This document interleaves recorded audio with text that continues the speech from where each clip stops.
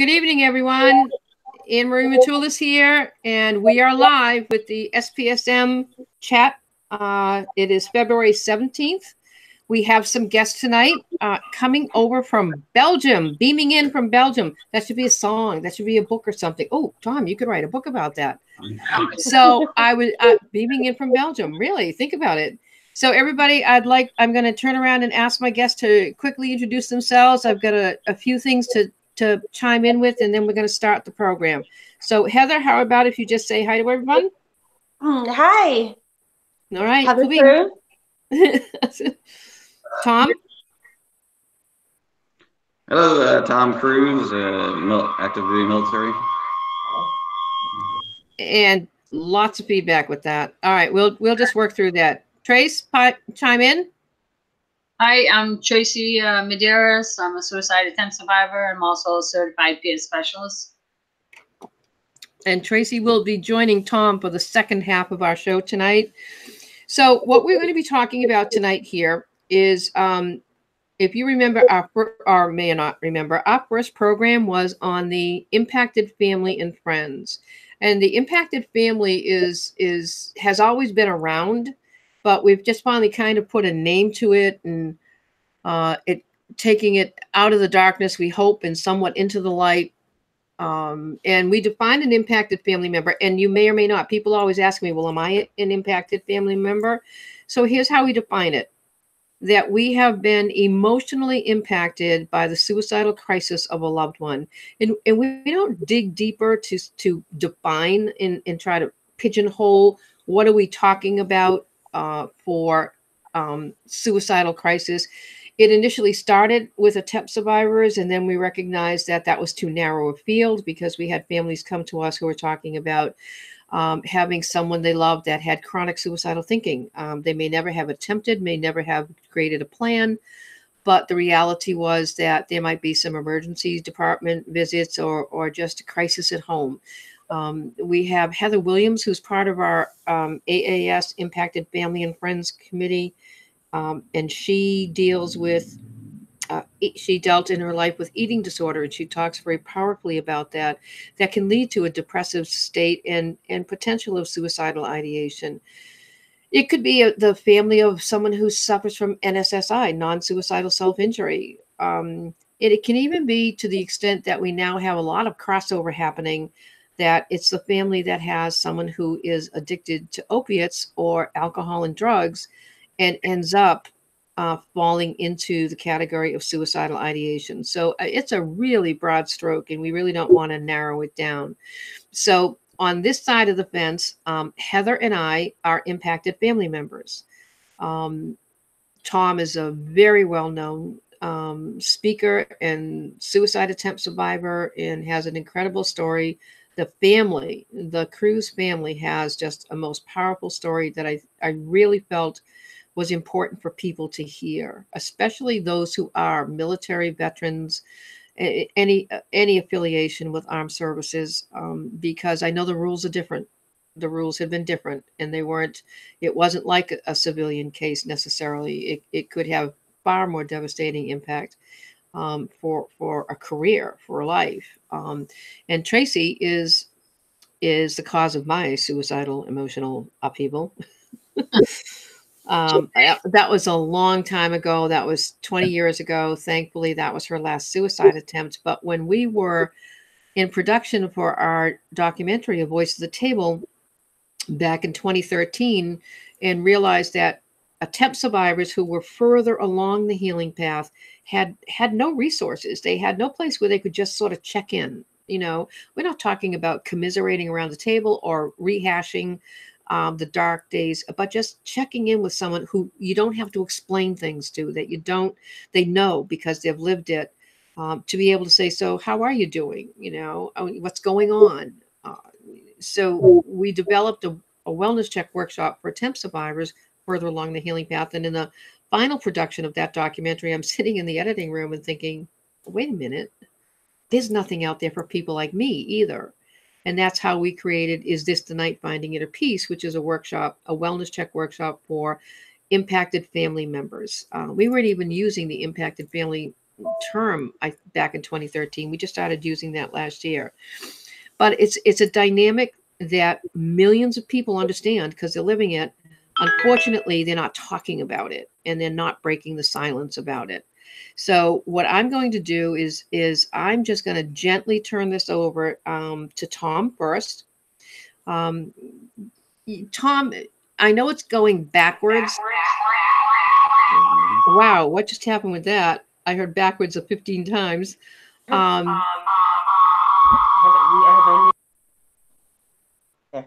I'm convinced it's wow, what is going on?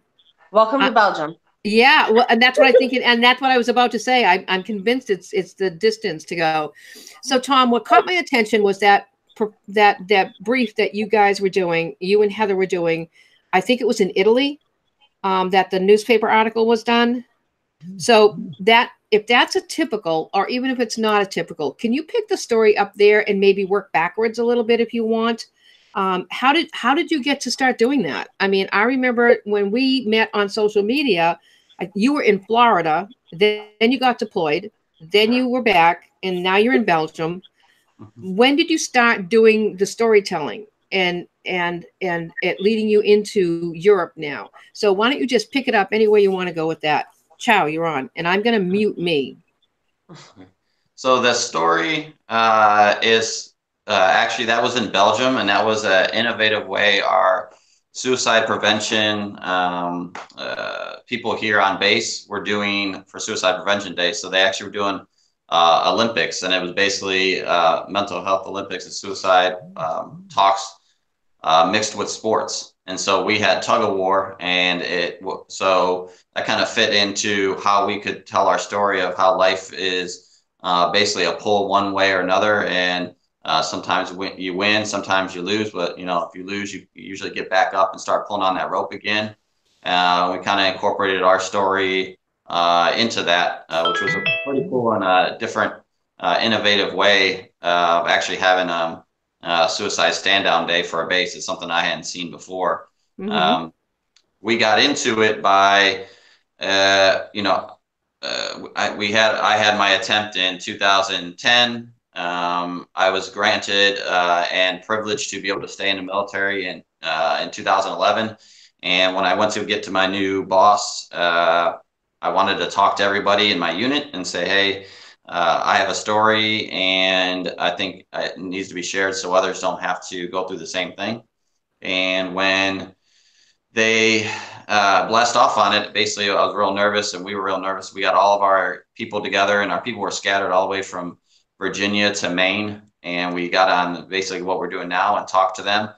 And it was a bunch of soldiers and civilians. And the feedback and basically the comments afterwards about how this impacted them and how it opened them up to be able to go get help now, or that they didn't know there was other resources out there. And so once we saw the impact just to our own people, we were like, well, we can't just let this go to waste and not share. And to me, I feel blessed that the Army let me stay in. So I wanted to make sure that I gave back, and this is one way of giving back for us, is to be able to share our stories so that, you know, others never have to go through what we went through, and realize that there's help out there, and you know, that for both the families and the soldier, that there's help on both sides. We see a lot of people go and speak, and it's usually one or the other. But what we do is very unique. It's a family unit, because we realize, one, it's a community issue. The community needs to come together and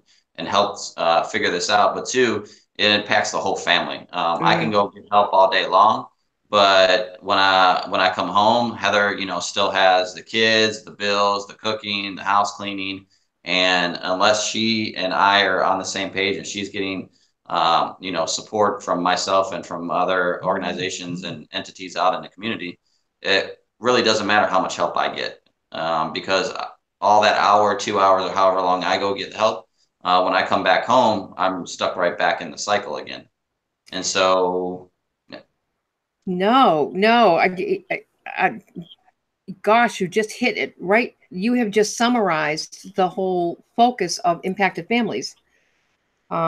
because of the insight of recognizing that you can go tripping the light fantastic all you want day in and day out. If there is nothing happening behind the scenes, then that sucks. I mean, and I just can't imagine. So at this point, I am going to turn and say, oh, Heather, pick up the story from there for me, please.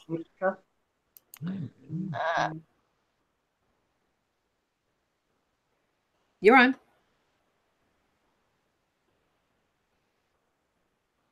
You're not. Your volume's off. Yep. Are you muted? Is that better? Yeah, there there you go. Yep. Okay. We have to mute That's each okay. other. No, and let everybody know here that there is a bandwidth issue in Belgium where they are, so they have to both be in the same room, which is going to create some feedback and different things. So we're going to ask all of you to just have a whole lot of patience and just flow with it. So Heather, if you can pick up, that's cool. Okay, so yeah, I can't imagine you being. Where did you go? How did you find that help? Well, I didn't. That was our thought. Yeah. No, I didn't have any help because honestly, we weren't married at the time that he had his attempt. We were engaged, and nobody cared who I was. It didn't matter. Mm-hmm. I was I was just a civilian who was there. And so I was very lucky that Tommy had the forthright to think about doing power of attorney and his will before we got to that point. And I basically carried around a piece of paper that said that I had the right to make all the decisions for him if he was not mentally capable or if he was incapacitated. And I carried that piece of paper around and I like flung it at everybody who would like try to stop me. And I was like, ha, no, you can't tell me no. He says I can. I love it. And I pushed it. I did. And I will admit it, I did. I pushed that piece of paper because it's all that I had to get into the hospital because they didn't have to let me in. To get the military to acknowledge me as somebody because I was nobody to them. And I had to be able to say, I am to him. That's all that matters. You have to work with me. So I used that as a way to worm my way in and say, I need to know what's going on with him. I need to know what we're doing to treat him. I need to know everything. And he basically told everybody on his end, this is the only person that you can talk to. This is the only person who needs to have information.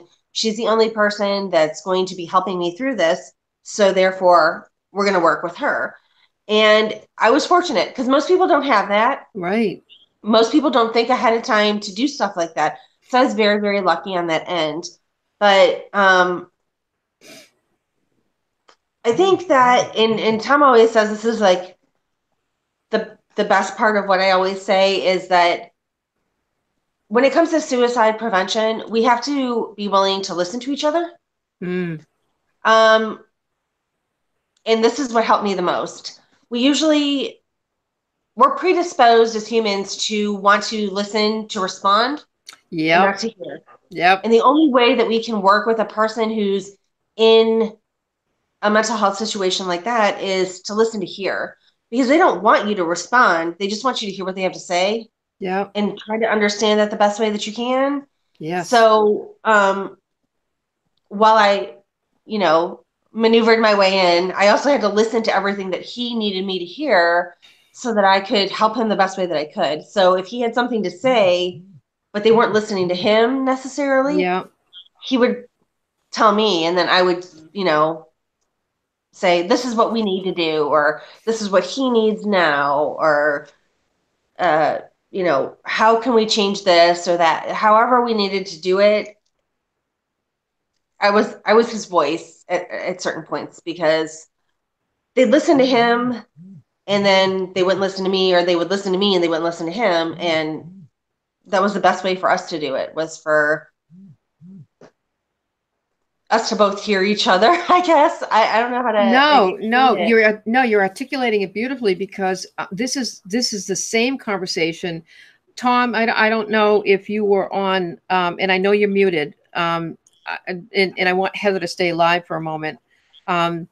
I don't know if you were on the night that April Foreman had forwarded to me the message from Margaret Hines about Kevin being in the hospital, and the same thing, exactly the same thing. Exactly. Who are you? You know, what rights do you have to be in here?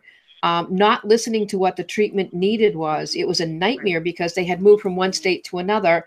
And we're going to be having, by the way, so we might have you back on, because we're going to be having further down the line, probably maybe end of March, we're going to bring that whole conversation to the forefront and say, by the way, did you know this happened to someone who has been spending several years, you know, encouraging other people to get help, Right. and then didn't immediately get exactly the kind of help that he needed, and knew that, and yet couldn't change it.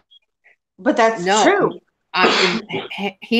No, applause, Heather, because and I know how grateful Tom is that you're there, because he shares that so openly and honestly, that thank God he had you there, you know, because a lot of people would have walked away. A lot of people would have just stopped fighting, because the system, you know, well, this is the military. They know what. No, they don't. They don't know necessarily what was right in this case. So what kind of a feedback do you get when the two of you were presenting? I know that's my word, not yours. When the two of you are presenting, where how do you get responses from that? Do other families say, "Oh my God, me too," or do they say, "I'm so grateful you"? Do they talk about, "Thank you for sharing that because I didn't know what to do"? Or how does that play out with the families? Now, do you stand just in front of the picture of that newspaper has both of you standing in front of the unit? We But stand together. you stand together. Now, what happens when you go and talk with families? Do you do that one-on-one, or do you do that in a group setting? We do it one-on-one because he can't understand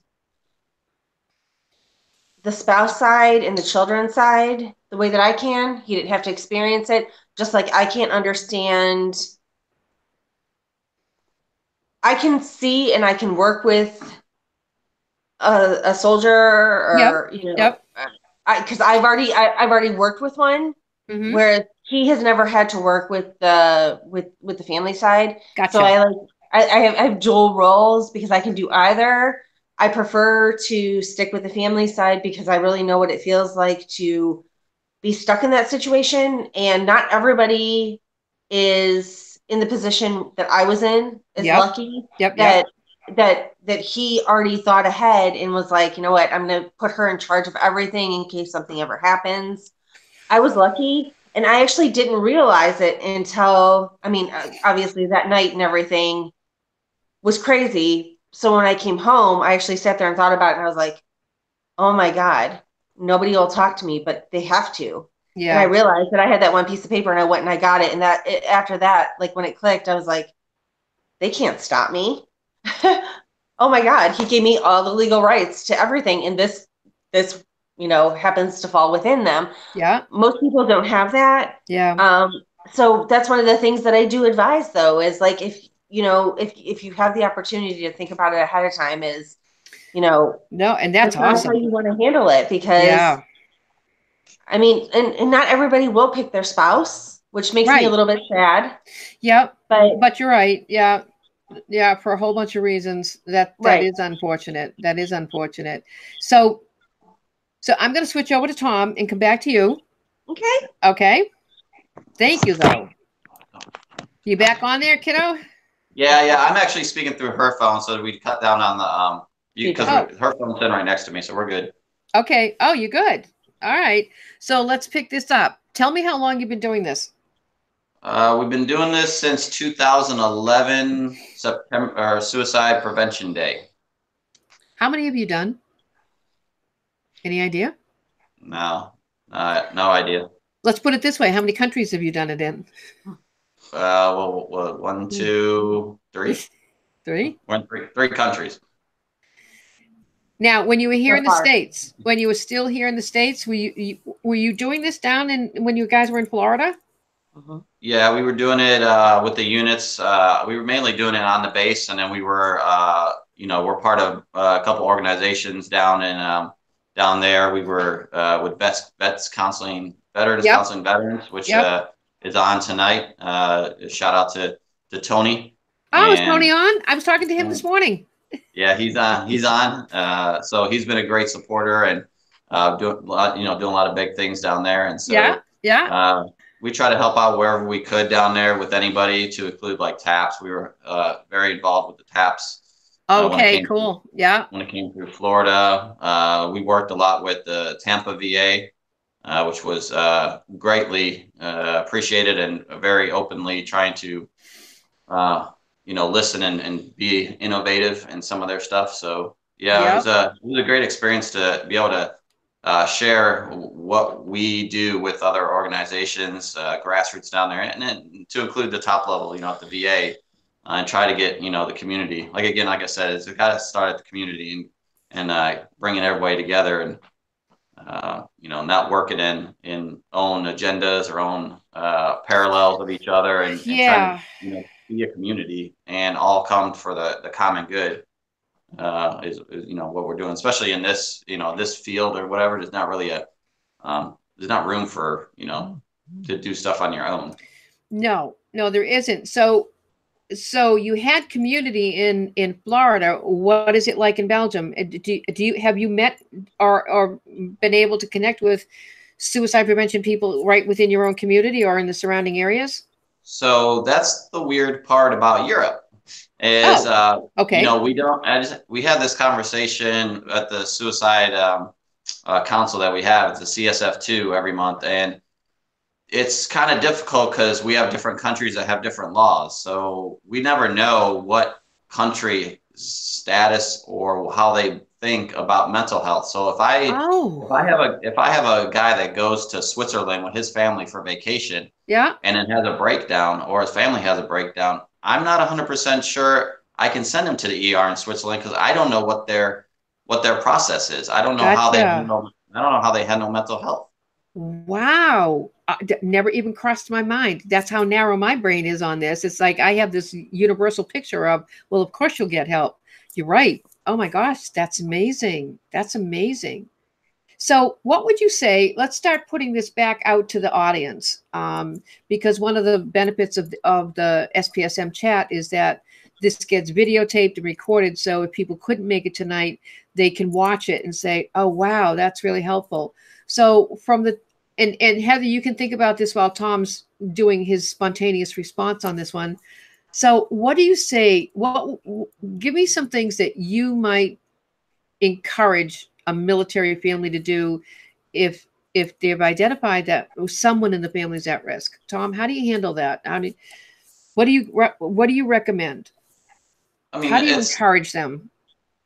We encourage them by just showing them it's a family issue, right? It's a family solution, and that to come together, and just like anything else, like bills and kids and cars and work and any other life decision you make, this is probably one of the top amongst all that others too, is that how do we back each other up, and when one of us falls down, how do we pick each other up, and then if it gets to the extreme, is everything in place to like paperwork wise, and where would I go, and do we have a chaplain, a priest, a doctor, a therapist? Do we have somebody that we rely, that we can friends? I mean, or just on the peer side, just do I have a buddy of yours I can call? Whether it be a girlfriend or a buddy, and say, hey, we're having a rough time. We're more reactive than we are proactive. So I try to just tell people to, as you're in a good state now, to start thinking of some of these things, and just minor stuff, just basically like having a safe plan. Who would I call? Who would I call? Yeah. When I go on deployment, or you guys go, and your spouse leaves for a trip, what do? You make sure your spouse is set up for success, right? You make sure that they know where the keys are, they know where the bills are, they know how to pay the credit cards, they know how know what bus to get the kids on. Yep. This is no different. This is another daily life cycle thing that we should incorporate and say, and put on the refrigerator, or have in the safe, or break glass if needed. Yeah, right.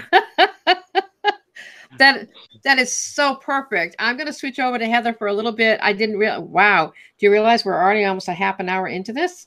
Yep. Yep. All right. Heather. Mm-hmm. Yeah. So I'm just so dumbfounded as listening to Tom, and listening to what you already shared about this connectedness that you have as a family. Mm-hmm. So how do you maintain that? Because there's a lot of impacted family members who probably like to know. I mean, I've seen your travels. That has been fascinating. Thank you. You know, no, I mean that. I thought, oh my God, what an opportunity. And yet I know for a fact not everybody would take the approach that the two of you take. So where does that resilience in you come from? Well, I'm a daughter of a Vietnam veteran who had PTSD also. So I'm kind of already acclimated with the highs and lows that come with it. Yeah.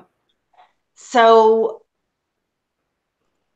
I try to always be prepared for everything, I guess. So if we pack our suitcase, and we're like, okay, well, we're going to Spain, so we need bathing suits, we need sunscreen, we need, warm weather clothing. That doesn't mean I don't pack the hoodie. You know what I mean? Gotcha. Oh, yeah. I know exactly what you're saying. Yep. Because I'm going to come back to Belgium and I'm going to have to be dressed to come back here because I'm not going to walk across the tarmac at Charleroi Airport in shorts and a t-shirt knowing it's 30 degrees out. Yep. I'm still going to have at least a hoodie with me. Yeah. So no matter what I do, wherever we go, I'm always prepared for the highs and the lows. It's like weather, Wow. It's not always nice, but you gotta make sure that you're prepared for it. And that's how I view everything in our family, in our situation, because just because we're on vacation doesn't mean that Tom's not going to be, he's not going to have a downtime. It's awesome that we get to do the things that we get to do and that we have the opportunities that we have. It doesn't change the fact that things can happen that absolutely can spiral at some point.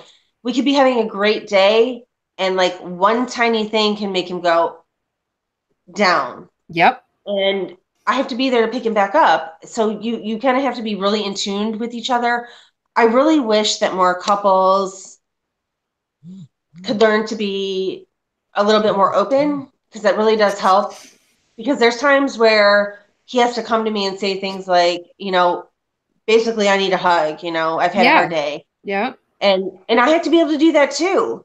Right. And so, and that's one thing that we've really learned from everything that we've gone through is that sometimes, life is really hard and sorry. My system's only working so well. Things are really hard sometimes, but we're trying to make the best out of them we can. And I help him, but he helps me a lot too. Well, so I don't want it to sound like just because I'm the primary caregiver or however you want to say it. It doesn't mean that he doesn't help me at the same time. And we both get something out of the fact that we are so in tune with each other. So I think that's important, that when you're in the situation that we're in, or any family members, and with Tracey, you have to be in tune with each other. You have to be able to tell each other things that you maybe wouldn't tell anybody else. And absolutely. Yeah. And be able to talk in a certain way. Like I said, just because it's warm right now doesn't mean it's not going to be cold later. Yeah. No, I love that. I that made so much sense to me. That really Thank did. You. That made, and I just got the picture of it and I went, yeah, you're right. You got it. Without projecting way out, you still have to be prepared for whatever comes down the pike. I can't say enough. I can't say enough because you're right. You the two of you demonstrate a connectedness that I wish I saw a whole lot more.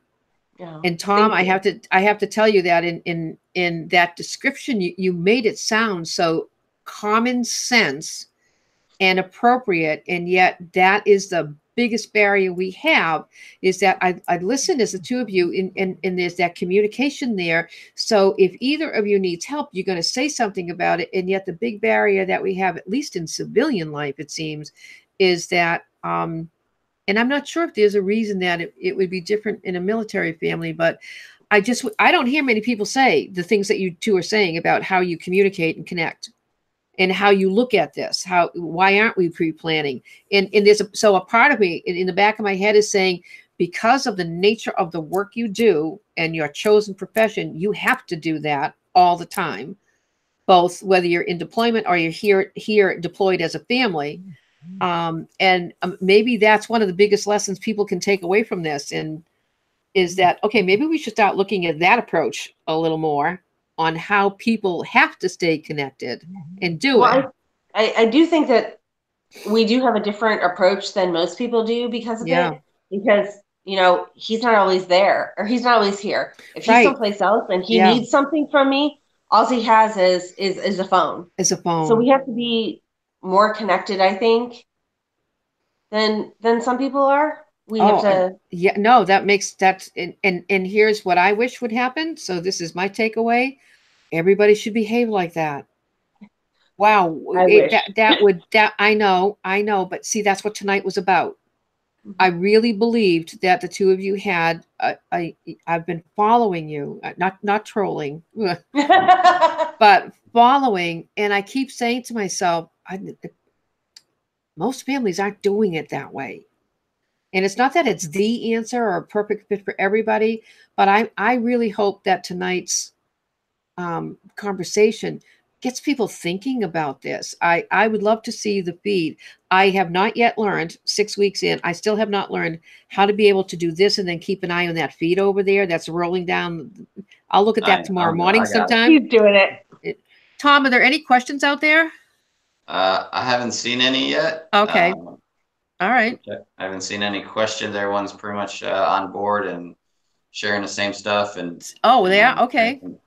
Sharing the conversation. So good. Good. That's what we want. Shout out to Heather Williams is doing some sharing. We got Grace Durbin out there doing her thing. Cool. Julie, Cyril, a bunch Julie's of people, on board. Chad Williams, and M. Thyking. I probably messed that up. I'm sorry. Yep, that's M. Nope, that's M. Yep. Tracy, of course. Yep. She's hammering out there. Yeah. That is awesome. All right. Cool beans. I think what we're going to do now, before we leave this segment, because we're going to do final thoughts before we close up. But any last thoughts on this piece of it before we switch over to the peer specialist? Heather? No, I think I covered it all. I mean, cool. Do you feel a little more comfortable? No? Okay, that's all right. You don't have to. No, I can't put into words how powerful what you said is. And I hope we can get that out to an awful lot of people because we need to. So I'm going to switch over to Tom. Okay. Tom, do you have anything to add to this part of the segment? No, just what we said, a lot of community, definitely get more, as we do more lived experience and all that stuff, get family involvement, both lived experience, peer mentoring, and this impacted family. So start with the community. All right, cool beans. Tracy, are you around to get back on there? Let's see if we can get you. Okay, I'm still seeing your face, not you. Oh, there you are. Okay. I'm here. All right. So for everyone out there, this is a little different. I know that, but I like mixing things up. I hate having it just be the same thing every time. That anticipation of knowing exactly what's going to happen next. So because we had put Tracy and Tom together in a workshop last April at the AAS conference in Washington, D.C. While we had Tom live, I thought, no, we've got to put you guys back together again, because the conversation that Tom and Tracy had in Washington, to me, is extremely important. When we talk about peer specialists and certified peer specialists, Those who work in the field in that area know that it is, unfortunately, not always accepted. We know that a lot of peer specialists get marginalized still and not part of the mainstream. I would like, and there's a lot of misunderstanding about it. So our program in Washington for the workshop for AAS 18 was about that. You know, the peer specialist, military and civilian, marginalized or accepted. And as we had a conversation in preparing for that, one of the things came up that I found really odd. And then I found this article that was written it came out of, it was an open letter to the peer community from Patrick Hendry, who at that time, I'm not sure if he is or not still, the Vice President of Peer Advocacy Supports and Services for Mental Health America. And it was in response to concerns that were going out there. So I'm just going to open with this little paragraph and then have Tracey give you her perspective, and then we'll go to Tom, and then we'll be going to, final thoughts. So that, so what Patrick Hendry said, because there was so much confusion over going for a national peer certification, because right now it's state to state. They may be national now, but for the most part, even 2 years ago, it was pretty much state to state. And he said, "We have never intended to move peers toward doing clinical work in any way. Our efforts are to give peers every tool they need to perform as true peer supporters in a wide variety of settings. Peers are never expected to cross the line into a clinical role or to promote any clinical practice. They are meant to assist people who are working towards the recovery goals of their choice." In recovery, when I see recovery, I think substance abuse. And so I like the word wellness when we're talking about mental health and suicide. We feel it is important for a peer working in inpatient settings, emergency departments, or in a service available through referral from a primary care doctor or other professional to understand how to function in those spaces. Now, this may come as a shock to some people, but peer-to-peer behavior and the benefits of the peer-to-peer work is ancient. It's as ancient as we are. There has always been some setup where someone went and talked to someone else, and someone who had their lived experience and walked them through it. Probably the largest contingent goes back to 1935, and that is the beginnings of Alcoholics Anonymous to begin the whole 12-step modality. And there are now more than 250 variations of a 12-step modality. So that screams at me over 80 years that, hey, you know what? We think it works. It's not for everybody. But the value of a peer specialist, it has become so obvious. And Heather, if I'm sure you can hear, and that goes for us too, as impacted family, because there's no way someone can talk to me or you about a crisis that we have been in or maybe working through if they haven't lived it. Other than that, they're just reading books and giving their opinions. And I'm not big on people's opinions these days. It's like,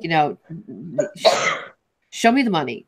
Show me you know what I'm talking about because you have felt it in your heart. So Trace, Yep.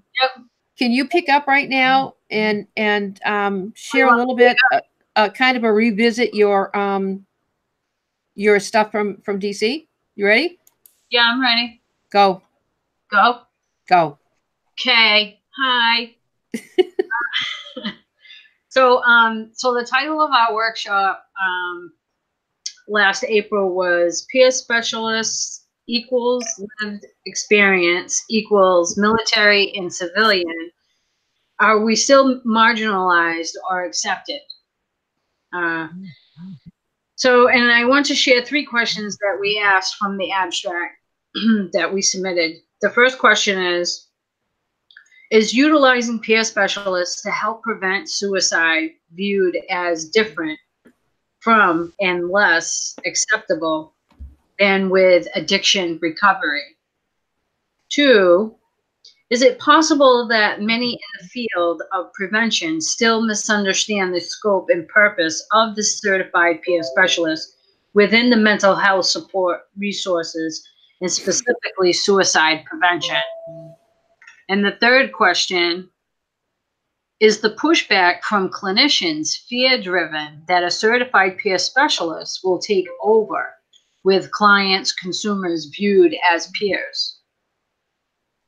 There was a lot of focus on the value of using peer specialists in suicide prevention at the 2018 AAS conference in Washington, D.C.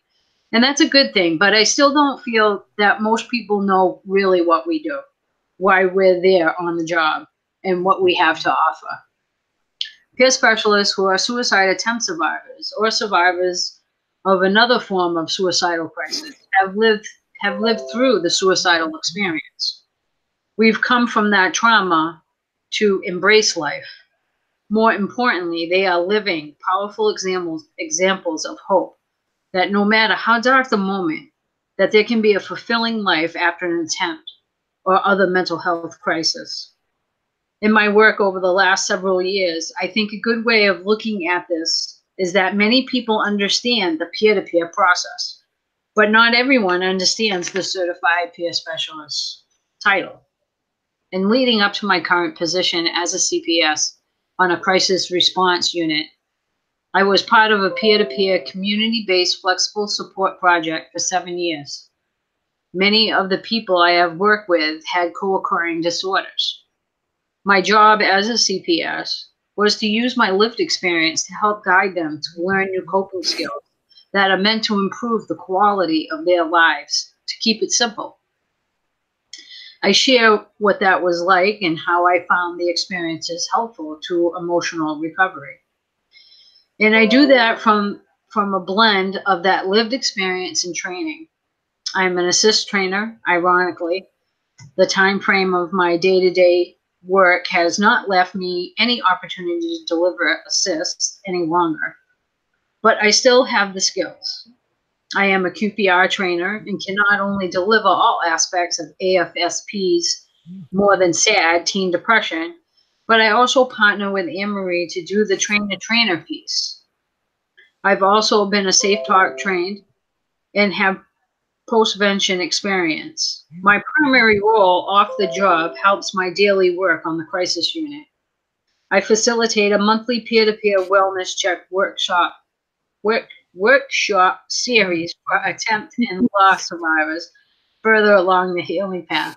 That word always gets me. I'm not sitting here patting myself on the back, but simply demonstrating that as a CPS, I bring experience to the table. One piece of the peer specialist movement development provided a valuable tool to share with peers. We incorporate Mary Ellen Copeland's WRAP, the Wellness Recovery Action Plan. It's a program and other coping skills options. On the crisis unit, however, WRAP is difficult to use because people are not on the unit long enough. But we can use interpersonal effectiveness skills, a variation of DBT, dialectical behavior therapy, style of exercises. As CPS, I actually designed the coping skills group, content from a library of available resources in a database. And that Wellness Check workshop series does help give me more insight to other attempt and loss survivors that I can share on the unit. I intentionally do not read the client's history, so I am not influenced by others. I like to get to know them myself. So that way, like their past history, I don't let that interfere with what's happened in the past. My first steps will depend on whether or not that this is the first time on the unit or not.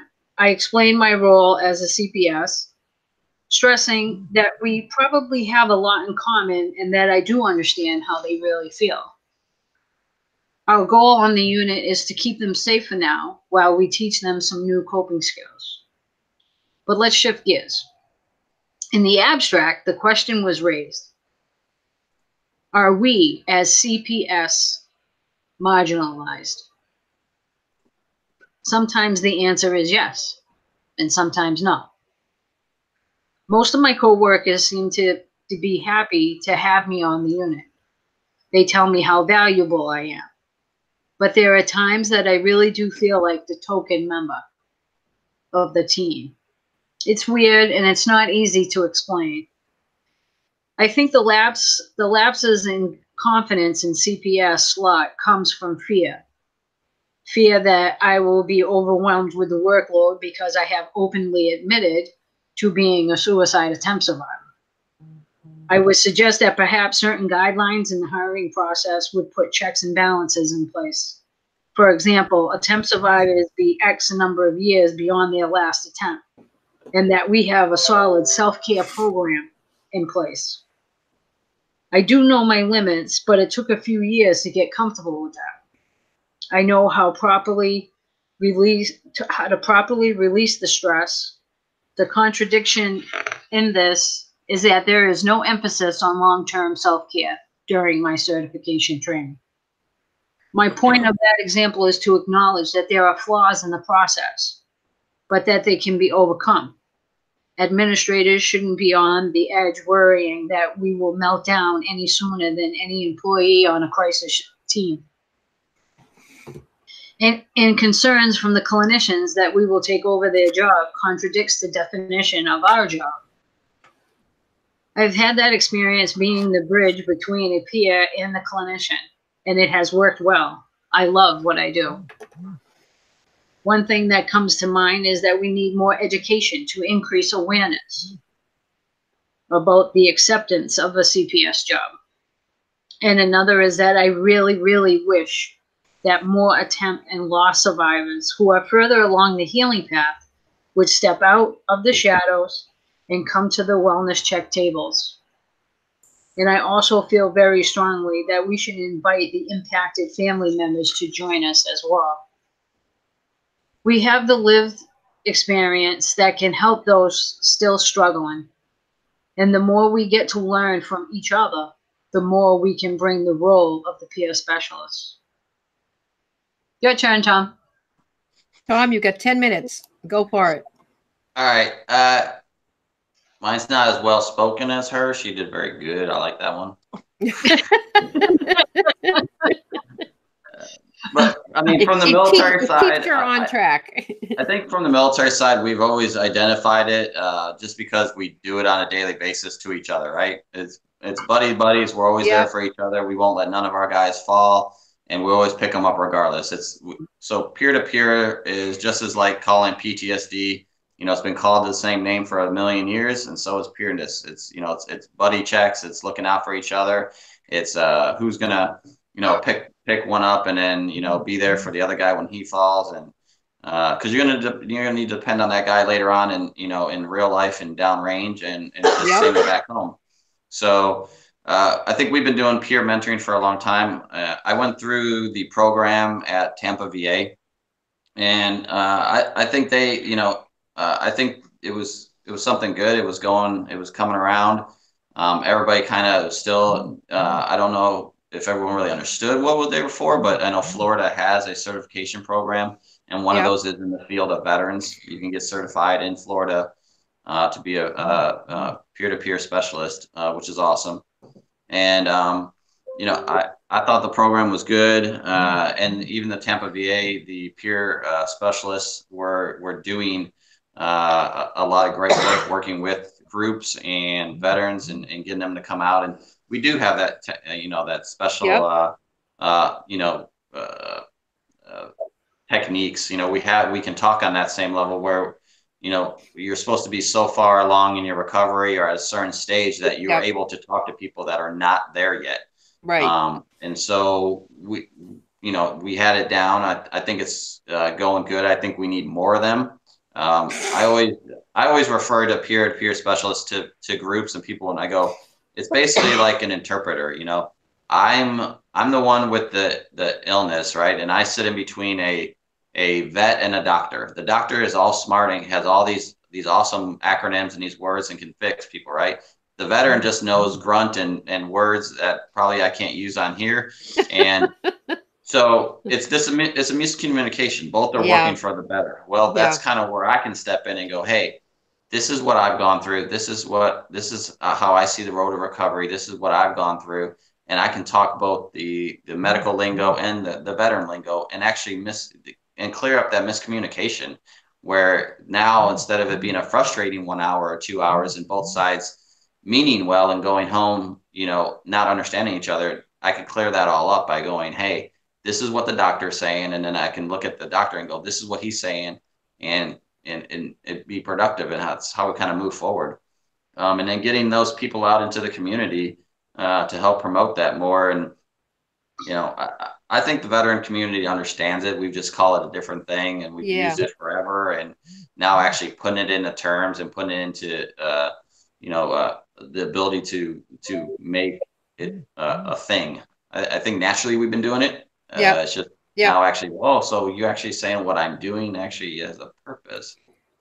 Yeah, no, and it's interesting that I remember you talking about that being that intermediary between the doctor and the veteran, so I've heard you say that. I've gone back and looked at our notes. I've listened to Tracey when sometimes she debriefs, you know, with clear HIPAA anonymity and stuff like that. But Trace, I'm correct, right? That there have been times that you have been the go-between between someone on the crisis unit and the doctor, because you felt that they said they weren't able to say things the way they needed to. Is that correct? Yeah, I needed to be their voice. They were always, you know, afraid, the doctor, you know what I mean? He's, you know, he's in charge, you know. Well, I had to kind of tell him that, you know, I mean, when it comes to your recovery, you're in charge, you know, and don't ever be afraid to talk to the doctor, because that's what they were. They were afraid to talk to the doctor, you know, but they were afraid of what they were going to say to the doctor. And they didn't want the doctor to think of them any less than a person, you know what I mean? So I just tried to tell them, you know, that I've been there before, you know, and I certainly understand that, you know. And I told them, I said, the best way to talk to the doctor is to tell them everything, because that's the only way that they're going to know, you know, is what's wrong with you. If you give them all your symptoms, so that way you can get on the right medication. Gotcha. You know, so I'm kind of like a cheerleader, you know. I light a fire under their butt, you know, and then when they're ready to go see the doctor, I say one last thing to them. Remember what we talked about, right? And they just nod and they go in with the doctor. Cool. You know.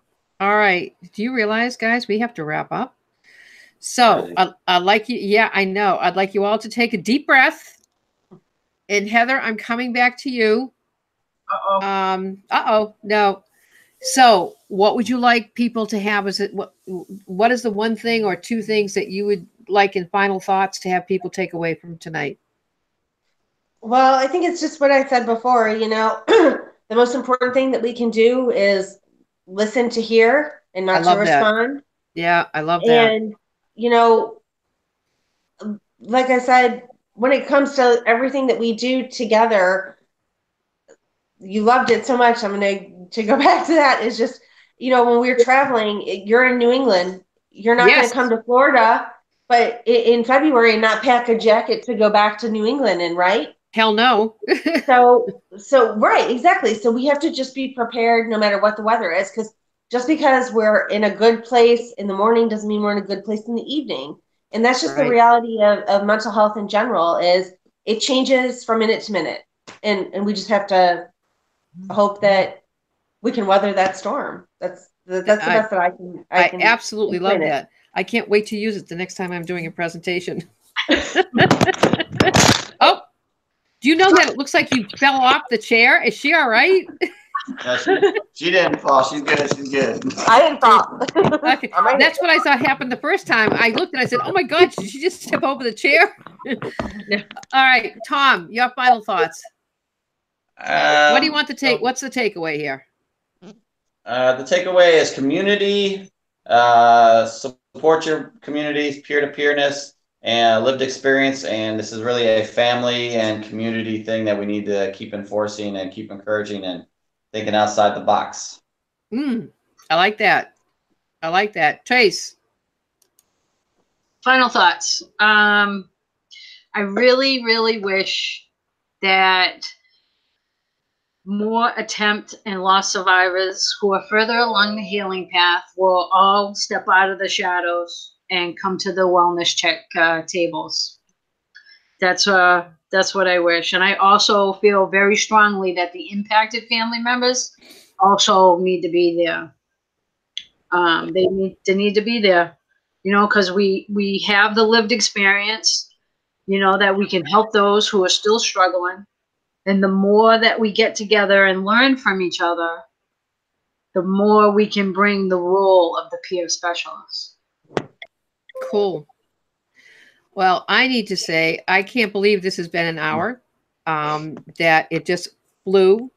My head's filled with all the stuff you guys have talked about. And it's so wonderful to have some different voices that's saying it. Heather, you're an incredible power of example. And I understand what you mean, that Tom's standing in front and he's the one that most people see. But the reality is, without that balance of the work that you do emotionally and spiritually to keep the family connected, that is invaluable. That is priceless. And that is exactly what we have been focusing on with the Impacted Family and Friends movement. We have an AAS committee, and anybody, if you are one of us, we have plenty of room at our table, on this committee table, with the American Association of Suicidology. I can't stress that enough. And we do have pockets of it, by the way, in Missouri, in Michigan, and in Maryland right now. So it is spreading. We have members that are across the country and in Canada. I don't know if Cheryl was on tonight from Youth Mental Health Canada, but she's a part of this too, because she is also an impacted family member. So this is a huge population, and I'm so grateful that as a couple, as people connected, that you've been able to really paint an incredible canvas of the hard work that goes into this, but the incredible benefits that can come out of it.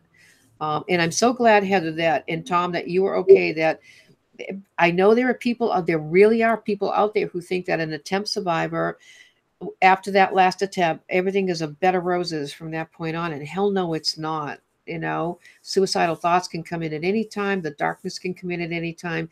And thank God that you all, in Tracey too, in this point, she has been amazing to watch over these last 20 years, enhancing her coping skills and being able to use them to come out of that darkness. But sometimes, Heather, you're right. Sometimes she has to come and say to me, this sucks. I hate feeling this way. I'm getting angry. And I have all these coping skills. I can't kick it in. And I'll tell you what, every single time has taken her out of that, is that we inevitably have something scheduled where she has to go and talk to people about her story. And it's a complete turnaround. That just happened yesterday. We had a town hall meeting here down in Fall River, Massachusetts, and she's had surgery. She's still recovering from that. She said, "Oh yeah, I just can't wait to get up in the morning and go do this." And she went in and she started talking to people, and I could see the metamorphosis in her whole body and it changing around. And that everybody, if you don't understand it, that is the epitome and the personification of peer-to-peer work.